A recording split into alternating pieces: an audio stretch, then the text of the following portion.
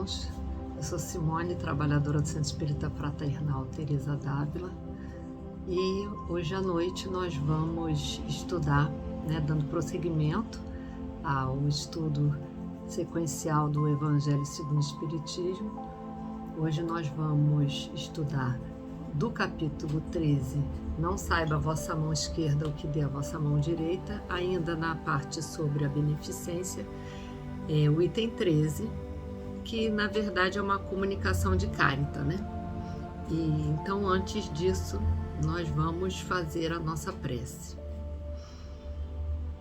Rogando, acima de tudo, a Deus, nosso Pai Criador, a Jesus e a espiritualidade diretora do nosso Centro Espírita Fraternal Teresa d'Ávila, a Teresa d'Ávila, Francisco de Assis, o Birajara e Rafael, para que tenhamos uma boa noite de estudos, para que consigamos absorver toda essa bondade, toda essa orientação que nos vem através dos espíritos mais evoluídos que nós, que já aprenderam, que já têm a experiência nessa caminhada e que de uma forma tão benevolente nos orientam, nos conduzem ao bem.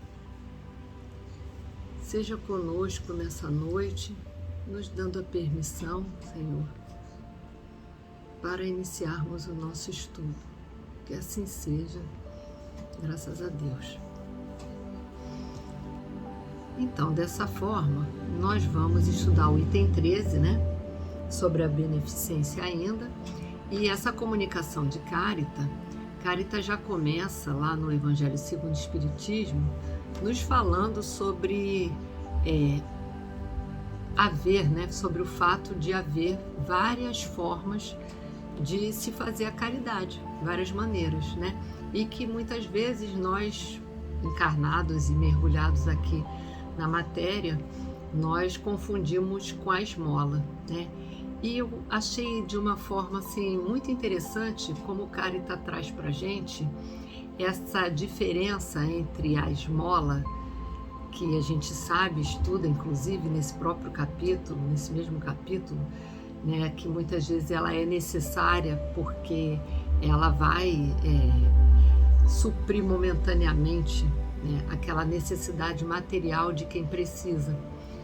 Mas Carita traz para a gente a diferença entre a esmola, e ela diz que essa esmola quase sempre é humilhante tanto para quem dá quanto para quem recebe, como também ela nos mostra essa diferença para a caridade, porque no caso da caridade, em vez de haver essa separação entre quem doa e quem recebe, nessa situação de orgulho de quem doa e de humilhação mesmo por quem doa e principalmente por quem recebe, mas Carita nos mostra que quando é caridade, há uma união.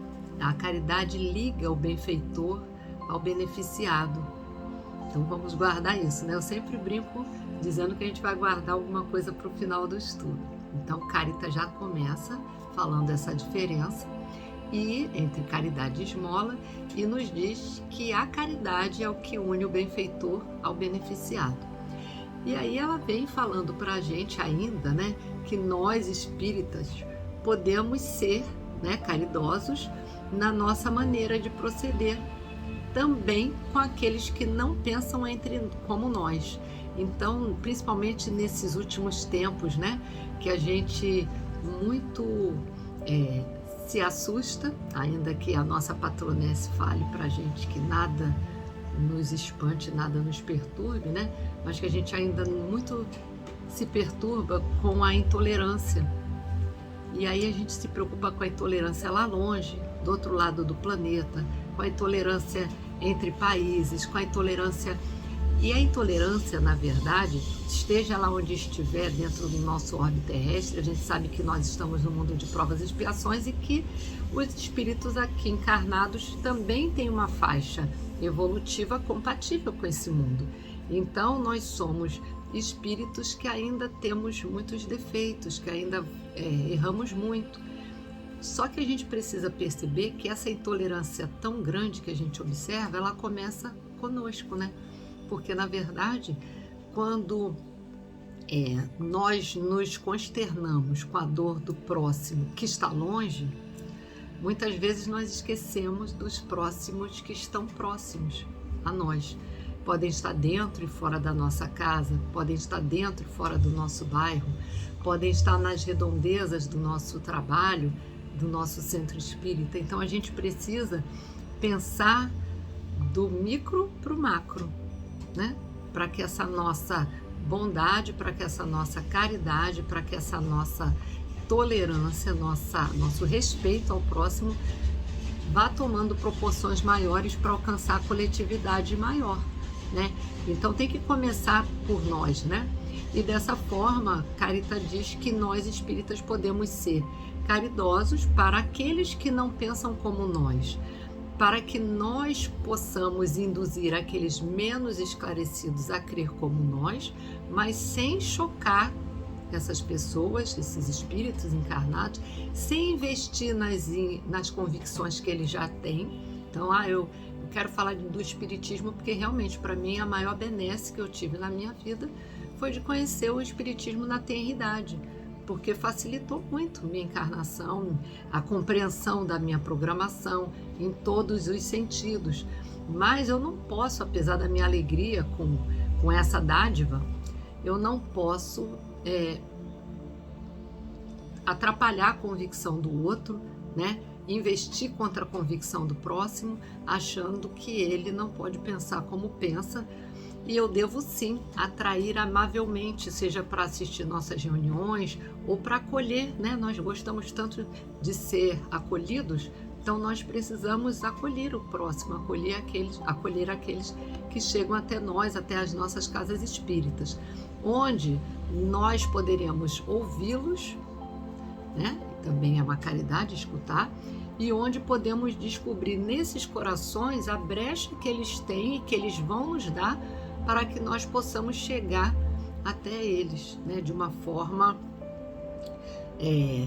efetiva que eu digo construtiva, benéfica para esse coração que nos procura ou que nos dá a ouvir.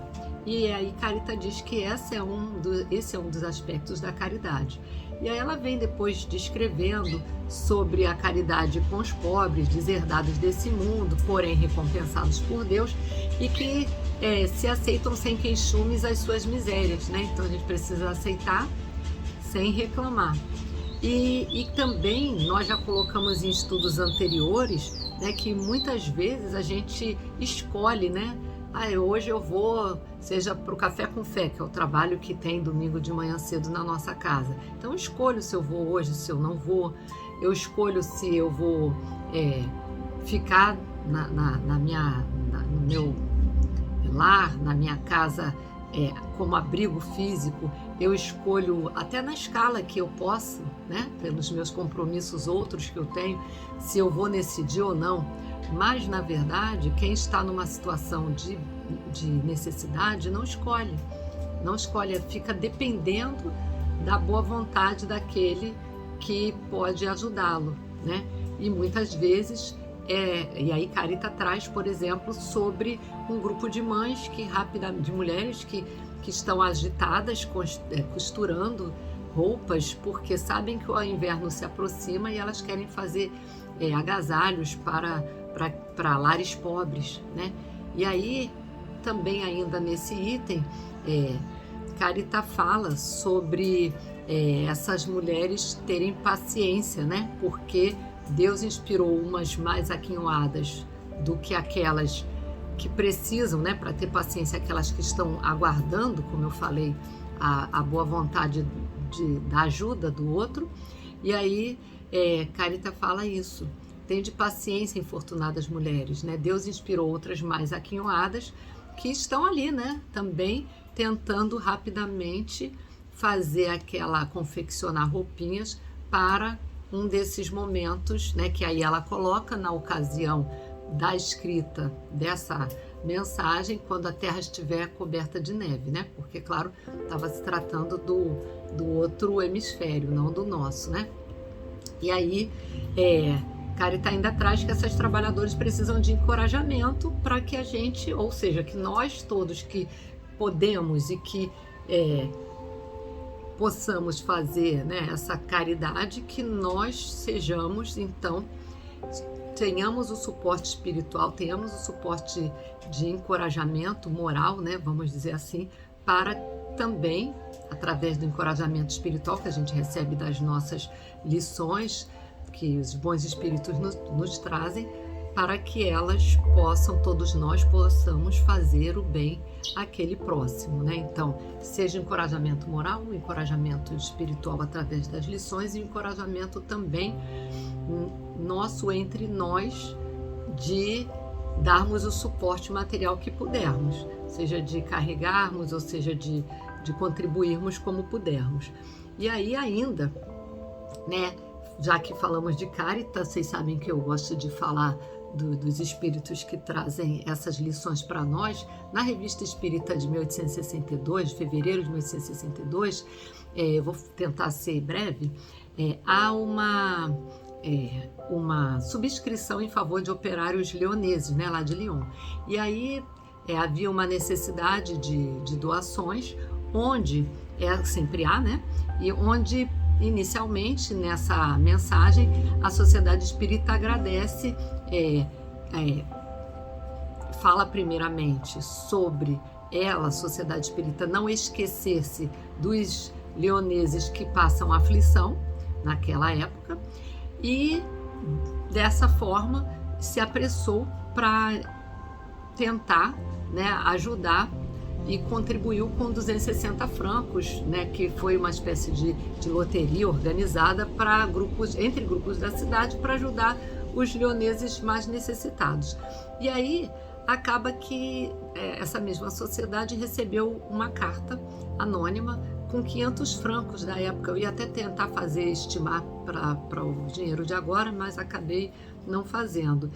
E aí, numa dessas comunicações que haviam entre os espíritos e os médiuns da sociedade parisiense, Carita, então, que geralmente se manifestava através de uma madame, se eu não me engano era Madame Creel, não me lembro o nome agora, de uma senhora, e aí Carita coloca agradecendo a esse doador anônimo que fez essa doação de 500 francos, e ela fala: obrigada a vós, cujo coração generoso soube compreender o nosso apelo, que foi auxílio dos irmãos infelizes, e fala que essa oferenda vai cicatrizar muitas feridas, anestesiar muitas dores. E aí ela continua falando, né, até mesmo, sobretudo, pela delicada atenção que soubeste disfarçar sua boa ação sob o manto do anonimato.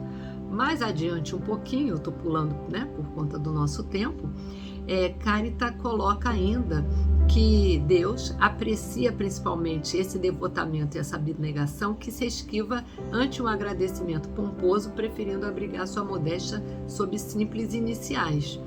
Mas, ao finalzinho, né, no meio dessa comunicação, ela diz que a caridade é doce e vale a pena ser praticada, né?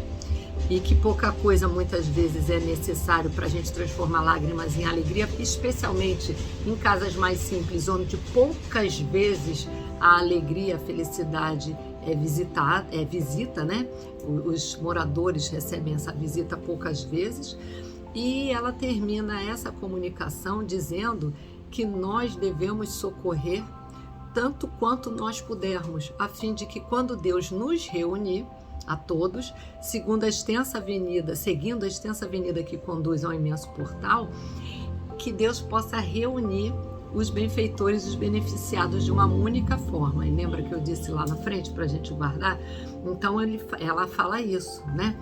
E também Kardec, nessa comunicação ainda, nesse artigo da Revista Espírita, Kardec coloca que todas as comunicações de Carita são marcadas pelo mesmo sinete de bondade e simplicidade. E ele diz ainda que evocada na Sociedade de Paris, Carita disse ter sido Irene, uma imperatriz.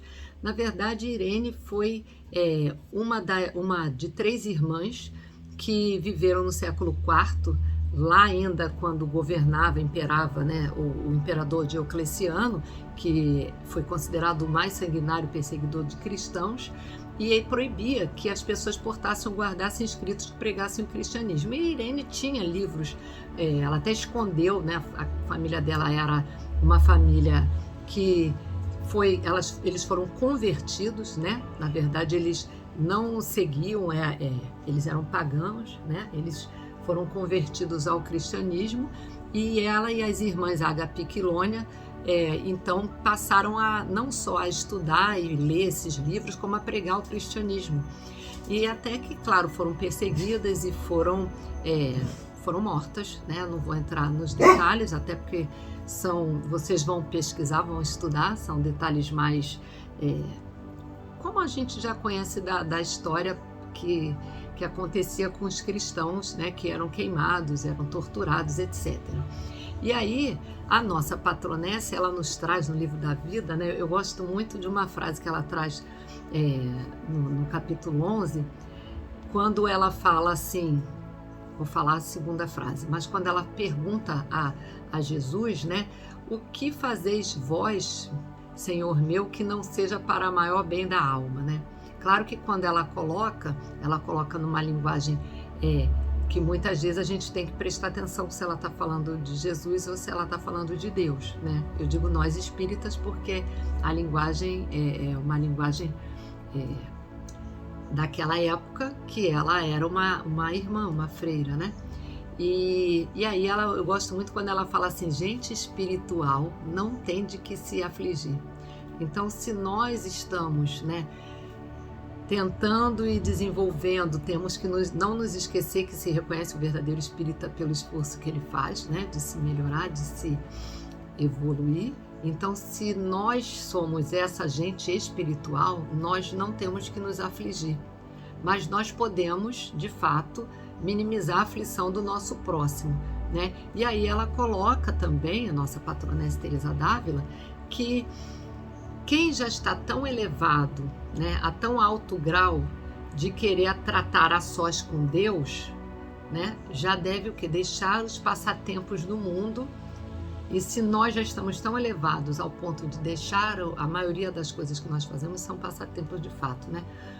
E já estamos de fato nos elevando a tão grau a querer tratar diretamente a sós com Deus, então nós já fizemos a maior parte. Sabemos que a maior parte de nós não está nesse nível ainda, mas precisamos nos esforçar.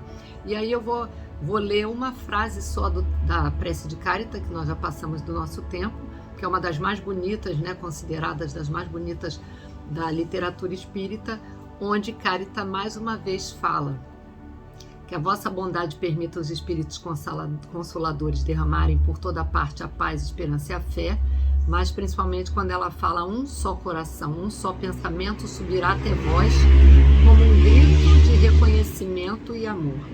Então, novamente, ela fala que quando nós todos nos unirmos em bondade, todas as lágrimas secarão, todas as dores se acalmarão. Então nós precisamos ver o próximo, fazer pelo próximo e não só falar pelo próximo, agir como Jesus e não só falar sobre Jesus. Que possamos então elevar mais uma vez o nosso pensamento a Deus, a Jesus, a espiritualidade do nosso Centro Espírita Fraternal Teresa d'Ávila, agradecendo por mais essa noite de estudo e rogando, pedindo para encerrarmos, para nos darem a permissão para encerrarmos o nosso estudo da noite de hoje, que apesar da simplicidade foi trazido com muito carinho. Seja conosco em mais essa noite, que na manhã de hoje nós estudamos sobre a nossa patronesse no 5º Encontro Espírita sobre Teresa d'Ávila. Então que nós possamos agora encerrar esse dia de tantas bênçãos, de tantas benesses que caíram sobre nós, que esses espíritos de luz que estão à nossa frente nos orientando possam servir de inspiração para que nós consigamos seguir com a determinada determinação de Teresa d'Ávila no caminho do bem. Que assim seja, graças a Deus. Boa noite, meus irmãos.